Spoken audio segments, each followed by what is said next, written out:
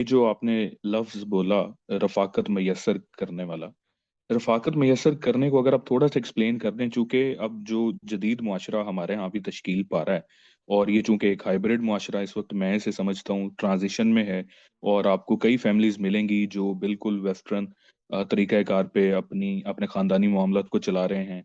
इसीलिए इस तरह के लॉज़ को यहाँ पे बहुत जल्दी अहमियत भी मिलना शुरू हो जाती है बिलख़ुसूस बड़े शहरों में जैसे लाहौर है, इस्लामाबाद है, यूनिवर्सिटीज़ हैं जहाँ पे बच्चों को जदीद कॉन्सेप्ट पढ़ाए जाते हैं। रफ़ाकत मैसर करने को मेरा ख़्याल है आजकल जो इसके लिए इंग्लिश टर्मिनोलॉजी चलाई जा रही है और ग़ालिबन इस जजमेंट में या इसके ऊपर लिखे जाने वाले रिव्यूज़ में डोमेस्टिक लेबर का वर्ड बहुत ज़्यादा इस्तेमाल हो रहा है। और वो यहीं से आर्गुमेंट लेकर आते हैं कि ये घर की जो ज़िम्मेदारी है, ये जो रफ़ाकत मैसर करना है, ये असल में डोमेस्टिक लेबर है और डोमेस्टिक लेबर के आपको वही हुकूक मिलने चाहिए जो किसी भी लेबर के मिलते हैं। तो ये डोमेस्टिक लेबर वाले कॉन्सेप्ट को रफ़ाकत मैसर करने से आप किस तरह से डिस्टिंग्विश करते हैं? और दूसरा ये बात कि जब डोमेस्टिक लेबर हो रही है, तो वो कोई ज़िम्मेदारी उठाकर तो उसका हक अदा नहीं किया जा सकता, कि आपने ज़िम्मेदारी उठाई है, आपको कपड़े दे रहे हैं, आपने घर दिया हुआ है, लेकिन आप डोमेस्टिक लेबर चूँकि करवा रहे हैं, उनसे बच्चे अपने पलवा रहे हैं, तो इसलिए आपको जायदाद में से भी हिस्सा देना चाहिए। मैंने इसीलिए जो लफ्ज़ इस्तेमाल किया रफ़ाकत मैसर करती है। ये जितनी बातें आपने कही हैं, इसमें शुबा नहीं कि हमारे यहाँ बाज़ जगह औरतों के साथ यही सलूक किया जाता है, लेकिन ना ये कोई उर्फ़ है और ना इसकी बुनियाद किसी शरई कानून पर है। यानी औरत घर का काम-काज करेगी, वो घर को सँभालेगी, वो बच्चों की परवरिश करेगी, ये सब चीज़ें तन्हा उसकी ज़िम्मेदारी हैं, ऐसी कोई बात नहीं। इस तरह की कोई चीज़ ना कानून में है, ना उर्फ़ में। ये चीज़ें बस लोगों के यहाँ राइज हो जाती हैं और अपने-अपने हालात के लिहाज से वो ये काम करते रहते हैं। अब हमारे यहाँ देख लीजिए कि जिस क्लास की आप बात कर रहे हैं, वहाँ मर्दों ने 3-3 4-4 मुलाज़मीन फ़राहम किए होते हैं। पूरे घर के मामलात वो मुलाज़मीन देख रहे होते हैं। वो उनकी तरफ़ाओं की ज़िम्मेदारी भी उठाए होते हैं। तो इसलिए मैंने अर्ज़ किया है कि इसको अलल इतलाक़ किस तरीके से इंसाफ़ करार दिया जा सकता है, इसमें हर जगह के हालात देखने होंगे। अगर किसी जगह औरतों से इस तरह का कोई काम लिया जा रहा है, तो उसके लिए ज़रूर कानून साज़ी करनी चाहिए। लेकिन ये कोई निकाह के माहिदे का हिस्सा नहीं है कि उसको आप कानूनी तौर पर निस्फ़-निस्फ़ का हकदार करार दे दें। ये बात कि घर के काम-काज करना है, ये बस तय है, चला आ रहा है, लोग आपस में ये तक़सीम-ए-कार सी कर लेते हैं। इसमें भी बहुत कुछ तब्दीलियाँ आ रही हैं। शहरों में मैं ये तब्दीलियाँ अपनी आँखों से देख रहा हूँ। पाकिस्तान में हम भी आकर रहते हैं, तो मुझे मालूम है कि वहाँ किस तरह से अब लड़कियाँ भी पढ़ लिख गई हैं, वो मुलाज़मतें भी कर रही हैं, वो मुख्तलिफ़ कामों में भी बराबर की शराकत का तकाज़ा करती हैं। अब तो घर-दर के मामलात देखने में, बच्चों की परवरिश तक में मर्द शरीक हो रहे हैं। तो हर जगह ये तब्दीलियाँ तमद्दुन के साथ आती हैं।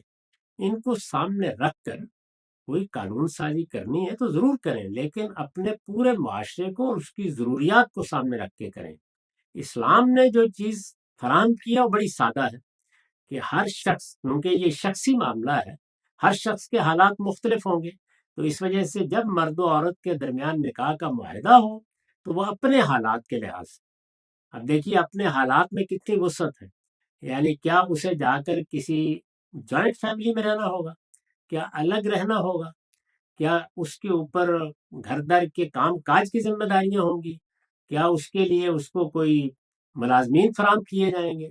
आप इन सब चीज़ों को अपने हालात के लिहाज से देखकर मुआहिदे का हिस्सा बना दें और वहाँ बेशक 2 तिहाई असासों में शराकत का मुआहिदा कर लें, उसपे कोई एतराज़ नहीं है। इन्फ़िरादी मामलात जिस तरह लोग चाहें तय कर लें और वो करना चाहिए, बल्कि इसके लिए खुद हमारे यहाँ जो निकाहनामा बनाया गया वो बड़ा नाक़िस है। यानी ये मुआहिदा और ज़्यादा तफ़सीली होना चाहिए, बदलते हुए हालात के लिहाज से होना चाहिए। इसको बाकायदा वक़्त मिलना चाहिए कि दोनों फ़रीक उस पर गौर करें, ये नहीं कि आखिर में एक कागज़ सामने रख दिया जाए। इसके लिए कानून साज़ी करें कि जब निकाह का मामला हो जाए, तो हमारे यहाँ कोई इदारे ऐसे होने चाहिए जिनमें लोगों को तालीम दी जाए कि ये आपके हुकूक और ज़िम्मेदारियाँ हैं, अपने हालात का जायज़ा लें और फिर जो मुतालबात आपको करने हैं उनको बाकायदा लिख लें।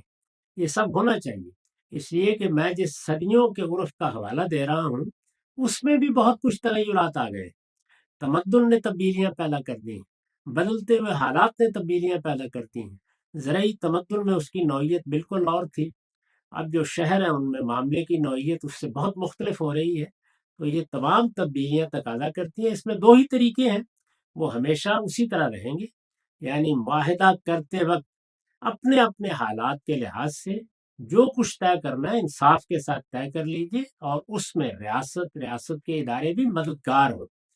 اور دوسری چیز کیا ہے؟ دوسری چیز یہ ہے کہ عمومی حالات کو سامنے رکھ کر بہت حقیقت پسندانہ جائزہ لے کے، جس طرح پہلے کچھ حقوق طے ہیں، مثلا یہ کہ مہر دینا ہے، مثلا یہ کہ نان و نفقے کی ذمہ داری اٹھانی ہے، تو آپ اس طرح کے بننے والے اثاثوں میں بھی کوئی حصہ طے کر سکتے ہیں حالات کے لحاظ سے، لیکن وہ حالات کے لحاظ سے اپنی تمدنی ضروریات کو سامنے رکھ کر، اپنی روایات کو سامنے رکھ کر، اپنے عرف کو سامنے رکھ کے کرنا چاہیے۔ میں جس بنیادی بات کی طرف توجہ دلا رہا ہوں وہ یہ ہے کہ مغربی ملکوں کے قانون کا علی الاطلاق نفاذ وہ ہماری روایت کے بھی خلاف ہے، عرف کے بھی خلاف ہے، انصاف کے بھی خلاف ہے۔ پھر توجہ دلا دوں کہ اس معاملے میں انصاف ہی کو فیصلہ کن ہونا ہے، اور انصاف کا فیصلہ ہمیں اپنے حادثہ اخلاقی کے فتوے کی بنیاد پر کرنا ہے۔ شریعت نے اس میں کوئی چیز طے نہیں کی۔ شریعت کا قانون میراث کا قانون ہے، یعنی اس کا اس سے کوئی تعلق نہیں ہے۔ میاں بیوی کے درمیان کیا معاہدہ ہو رہا ہے، اس میں کیا شرائط ہیں، دونوں کے کام کی نوعیت کیا ہوگی، رفاقت کی نوعیت کیا ہوگی، یہ سب آپ طے کر سکتے ہیں، اور اس میں اپنے حالات کے لحاظ سے جو قانون سازی بھی کرنا چاہیں وہ علم و عقل کی روشنی میں کی جا سکتی ہے۔ اللہ تعالیٰ کی طرف سے اس میں کوئی پابندی نہیں ہے، لیکن جو کچھ ہونا چاہیے وہ انصاف کے ساتھ ہونا چاہیے، علم و عقل کی روشنی میں ہونا چاہیے۔ اس میں اندھی تقلید کا رویہ اختیار نہیں کرنا چاہیے کہ ایک چیز فلاں جگہ ہوئی ہے تو ہم کو بھی کر لینی چاہیے۔ ہمیں یہ دیکھنا ہے کہ یہ معاملات ہمارے یہاں کیسے ہوتے ہیں۔ تو اس ذہن میں یہ سمجھ لیجئے کہ رفاقت میں اس طرح کی کوئی لیبر شامل نہیں، کبھی بھی شامل نہیں رہی، نہ ہماری روایت میں شامل رہی ہے، نہ ہماری فقہ میں کبھی شامل رہی ہے، اور نہ ہماری شریعت میں شامل۔ تو استاذ آپ کی بات کو اگر مختصراً بیان کیا جائے، میں صرف یہ چاہ رہا ہوں کہ میں آپ سے پوچھ لوں کہ میں آپ کی بات ٹھیک سمجھ سکا ہوں کہ نہیں، وہ یہ ہے کہ جو بنیادی بات ہے اگر ہم اس کو سامنے رکھیں تو یہ انصاف کے مطابق 50-50% کا معاملہ انصاف کے مطابق نہیں ہوتا۔ اور اگلی بات اس میں یہ ہے کہ اگر اس کو جنرلی لا بنا کر لوگوں کے لیے پیش کیا جائے تو یہ غلط ہوگا۔ اگر انڈیویجول معاملات میں کچھ فیملیز، کچھ لوگ اس طرح سے سمجھیں کہ ان کو ایسا کرنا چاہیے تو وہ چاہے دو تہائی جائیداد میں حصہ دینا چاہیں تو وہ ایسا بھی کر سکتے ہیں۔ یہ بالکل ٹھیک بیان کیا۔ یہ معاہدہ ہے، معاہدے کے موقع پر جو جی چاہے طے کر لیا جائے، قرآن مجید نے خود بتایا ہے، اور ہمارے ہاں یہ ہوتا ہے، یعنی مہر کا عورت مطالبہ کر سکتی ہے، یہ اس کا حق ہے۔ وہ کہے کہ میں کروڑوں لوں گی تب بھی وہ مطالبہ کرنے میں حقدار ہے، زیادہ سے زیادہ توجہ دلائی جا سکتی ہے، اسے قانونی طور پر پابند نہیں کیا جا سکتا۔ یہ آپ کے علم میں ہے کہ سیدنا عمر نے اس میں قانون سازی کرنی چاہیے تو ایک خاتون نے قرآن مجید کا حوالہ دے کر انہیں روک دیا، اور یہ کہا کہ اللہ تعالیٰ تو کہتے ہیں کہ ڈھیروں مال عورت کو کوئی مرد دے سکتا ہے، تو عمر تم کیسے پابندی لگا سکتے ہو؟ اس موقع پر آپ جو جی چاہے طے کر لیں، جو کچھ دینے کا چاہے فیصلہ کر لیں، وہ باہمی رضامندی کا معاہدہ ہے، جس طرح چاہے ہو جائے، لیکن جو معاہدہ ہوگا اس پر پھر کچھ حقوق متعین ہوں گے۔ قرآن مجید کو بھی لوگ بالکل غلط سمجھتے ہیں اس معاملے میں۔ قرآن نے پہلے اس عرف کو بیان کیا اور یہ بتایا ہے کہ چونکہ مرد ہی ہاتھ پاؤں مار سکتے تھے، معاشی ضرورتوں کو وہی پورا کر سکتے تھے، اپنی صلاحیت کے لحاظ سے اس وقت کے حالات میں یہ ذمہ داری اٹھانا انہی کے لیے ممکن تھا، انہوں نے مالی اخراجات پوری کرنے کی ذمہ داری اٹھائی ہے، اس کے نتیجے میں وہ گھر کے سربراہ بنے ہیں۔ اب جب وہ گھر کے سربراہ ہیں تو ان کے ساتھ یہ رویہ ہونا چاہیے، یعنی پہلے اس عرف کو بیان کیا ہے اور پھر اس کے بعد اس پر متفرع ہونے والے قانون کو بیان کیا ہے۔ اس وجہ سے میں نے توجہ دلائی ہے کہ یہ اس حکم کی علت ہے کہ مرد نے تمام اخراجات کی ذمہ داری اٹھائی ہے۔ جب آپ اس کو تبدیل کریں گے تو اس پر متفرع ہونے والے احکام میں بھی تبدیلی آئے گی۔ اس لیے جو معاہدہ بھی کرنا ہے وہ باہمی طور پر کر لیں، اس پر کوئی اعتراض نہیں ہے۔ اس میں ریاست بھی تعاون کرے، یعنی اس میں معاہدہ کیسے کیا جائے، اس میں کن چیزوں کی ضمانت دی جائے، اس میں کتنا وقت ملنا چاہیے۔